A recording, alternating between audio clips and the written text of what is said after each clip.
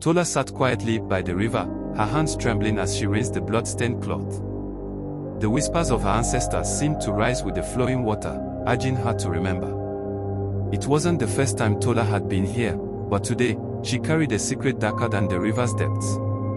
3 months ago, everything in her life had seemed perfect.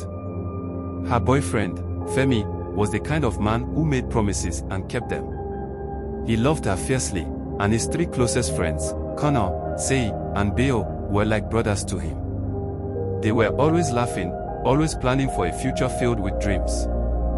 But not all dreams are safe.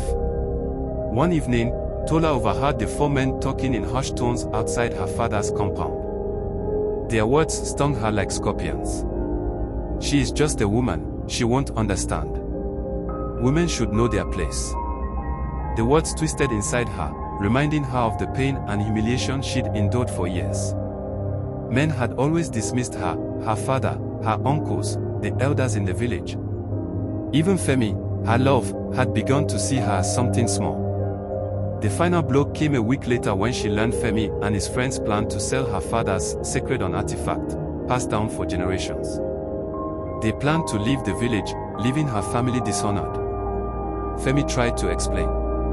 It's just a statue, Tola. We'll be rich, and I'll take care of you. Rich at what cost? She asked, her voice hollow. He didn't answer. That night, Tola visited the old herbalist who lived on the edge of the forest. She brought him palm wine, kola nuts, and her broken heart. He gave her a poison that promised justice.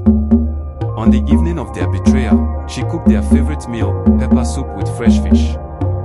The men ate greedily, laughing about their plans to escape by morning.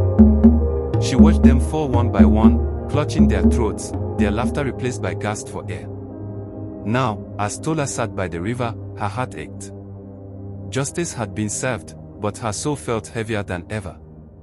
The river began to glow, and the goddess On rose from the water, her golden aura shining bright.